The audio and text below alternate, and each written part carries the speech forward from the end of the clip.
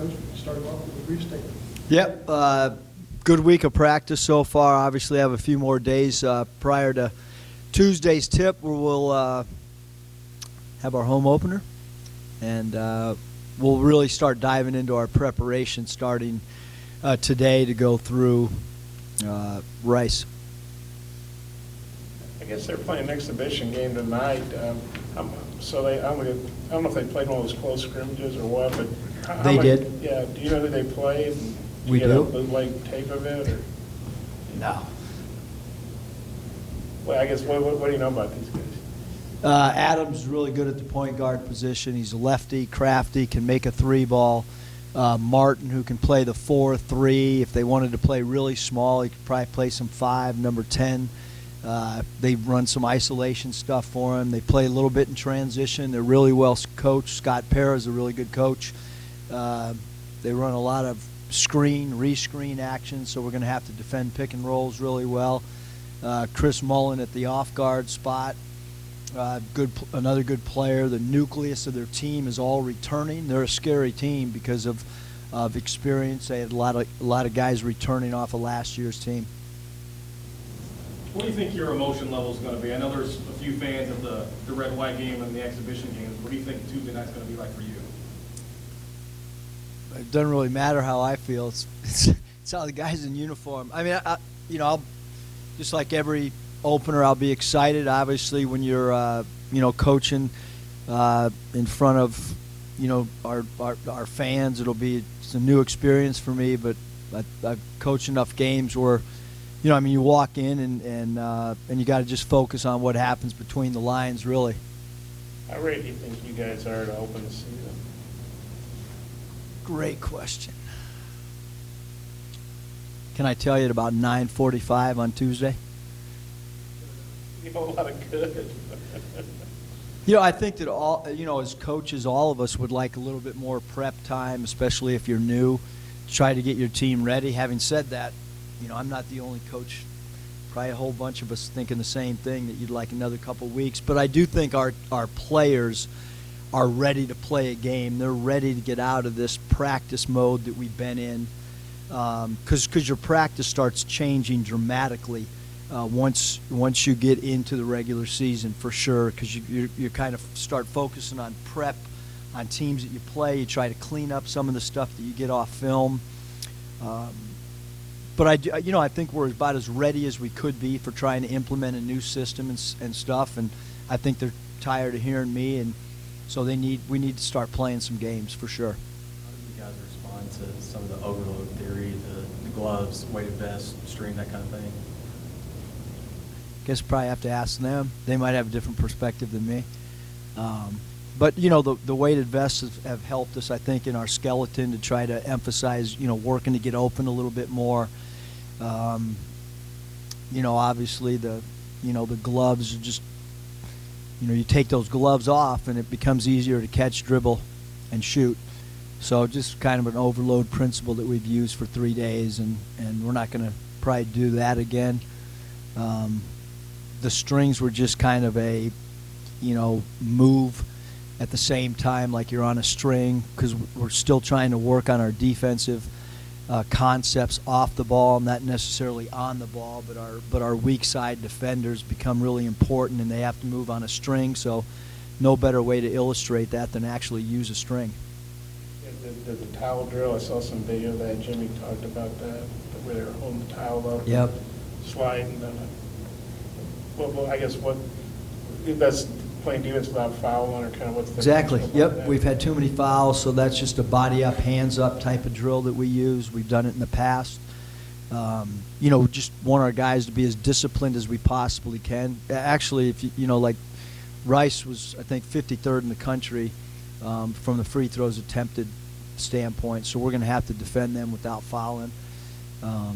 It's an area where the game is being reffed a little bit tighter this year.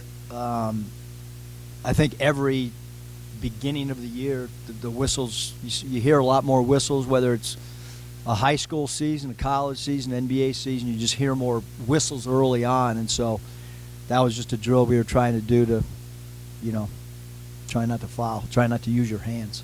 These are things you did in Nevada or picked up somewhere else? Or? No, we did them at Nevada, and probably if you ask some of our, Earl Boykins probably tell you that we did some of it at, you know,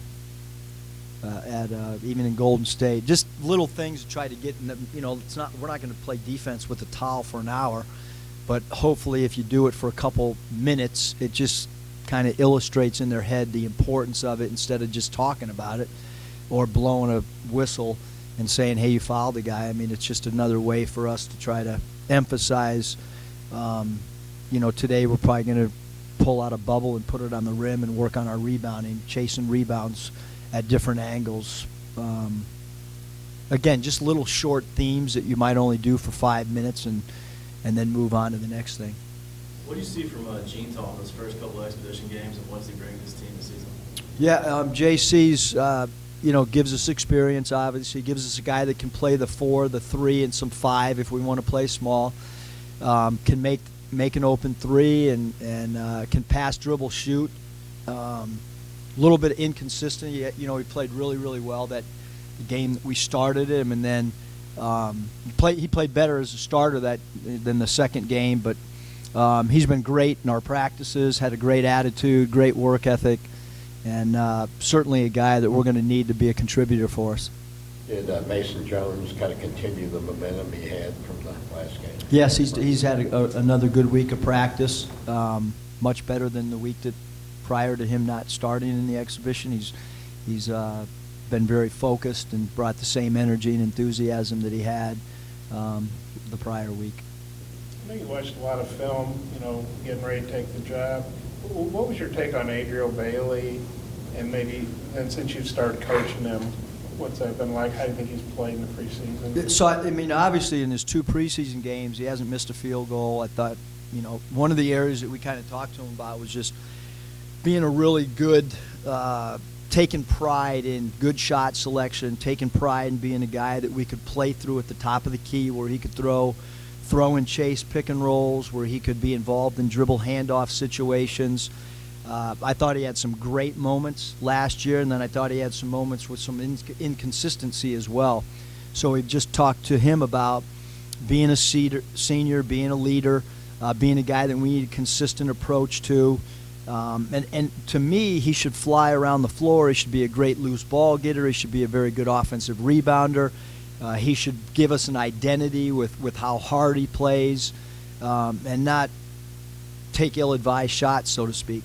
And so far, I think he's bought in. Again, the lights come on and things change with people, players sometimes, but you know, he fits what we want to do. He's got great athleticism. He's got a great attitude. He's a big-time personality in our locker room as well. Tendency maybe at times to take ill-advised shots. I mean, everybody likes to shoot, you know, but he maybe took some jump shots. I think he said for the red or white game that weren't in his wheelhouse. With a senior, is that tough to tell him, hey, you might have taken these shots the last couple of years? No, it's tough to tell a guy making $10 million not to take that shot. It's pretty easy to tell a college senior, freshman, sophomore, junior. Adriel pretty receptive. Yeah, he's been great. I mean, he's been great because we just keep thinking like, you know, loose ball getter, energy guy, a guy that you really can't game plan for, awesome cutter from the weak side, all those type of things. I think he can have a big impact on games for us, running the floor, finishing on the break, those type of things. Which players have you seen step up in leadership roles? You know, I think that you want leadership from all of your players. I think sometimes, you know, people think that leadership's just 1 or 2 guys. I think leadership comes in a lot of different areas. It comes, you know, there's leadership in the locker room. There's leadership on weekends when you're not around the coaches. There's leadership on the floor. There's leadership in practice. I think there's been a lot of guys, you know, Jimmy Witt leads by example. He quietly goes about his job.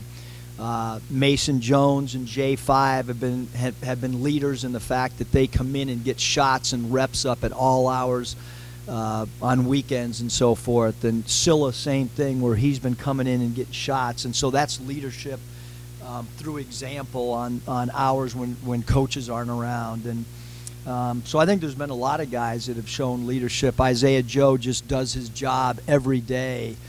he steps in with the third team, and so that, you know, I think we've had a lot of guys. Adrio's a guy that leads us at the end of every practice and breaks the huddles for us from a verbal standpoint. So I think there's been a lot of guys that have helped from a leadership standpoint, and that's what you need. You can't just rely on one or two players to lead a team, especially if you talk about being a player-led program or a player-led team. They got to lead as much as the coaches do. I think you were head coach when you were 23, right? Is that right? I stood on the sidelines and had that title. Well, I guess I don't know how much coaching. My dad used to tell me that I didn't know jack at that age, but yes, I had that title. So you've been doing this a long time, a lot of different places, opened up a lot of seasons. With your first season here at Arkansas, I know you said you hope this will be your last job. What's your level of excitement and anticipation for Tuesday night, you know, the regular season opener at this new place? Yeah, I mean, I'm really excited. You know, the fans, the community's been awesome to my daughter, my wife, myself. You know, but I've been around long, and like the honeymoon ends on Tuesday when we jump ball, and so. But we're excited about. I think we're going to have a really good crowd. We hope to have a good student section, and then, you know, what we can control is our effort, and hopefully earn people's respect to want to come back and watch us play again. I guess is, you know, you just take one game at a time. And you know, in the past we've done, you know, mini goals like, hey, this 5-game segment we got to try to go 4-1, and we tried all these different. This year with this team, like, we're just going to worry about, you know, we're 0-0. How do we go 1-0 on this particular game? And that's like something that we're only focused on Rice right now. Like, that's the only thing, our players, our coaches, that's all we need to worry about. Kind of leads in, I haven't seen any publications where you guys are picked to go in the NCAA tournament. You're kind of picked down in most of the preseason projections. And, you know, it's not surprising because Daniel's gone. You don't have a lot of size. But what are your expectations? I think just to worry about, like I said, Bob, just worry about like the next game on our schedule. I think that's who we are. I think that we're going to have different game plans, different nights based on our personnel and being a little bit smaller maybe than certain teams. And hopefully our style of play kind of continues to evolve. So as far as expectations, I don't want to put any expectations on our guys other than every team right now, I would assume, has the same goal. They want to play beyond the last game on your schedule. We've read everything. I continue to read. You know, now a lot of the beat writers around the league are doing their things, and I mean, you know, not much respect. And so we have to just go earn it. We understand. I mean, you know, obviously at media day, you know, the SEC had, you know, wherever we were, and if you start reading some of the stuff from people that cover the league the last few years, it's even lower with some people. So you just go get ready to play. You use it as motivation internally, and we'll see where it ends up at the end of the year. You got the open practice on Saturday. I know you've already played some exhibitions, but what are you kind of hoping the fans will come by and see from you guys? Well, the first thing on Saturday is hopefully, you know, we have a great football crowd. And we just kind of felt like with foot traffic, people come to football games early and they're, you know, walking around campus. We felt like, hey, our doors are open if somebody wants to come in and take a peek at our team. But, you know, we're practicing when we are so that we have enough time to shower and get over to support the football team. But we just kind of, again, felt like there's going to be people around here, and if you want to come stick your head in, and we'll be done well in advance, 2 hours or whatever before the football game. If you want to check us out, come, and we're going to practice like we always do. We're not going to set it up where it's a scrimmage situation, or we're going to do our same drills and our same prep work. And just kind of felt like some people might be intrigued, and they can come down if they are, and if not, just head over to the stadium. You guys are going at 10 a.m. or when do you start? 11:15.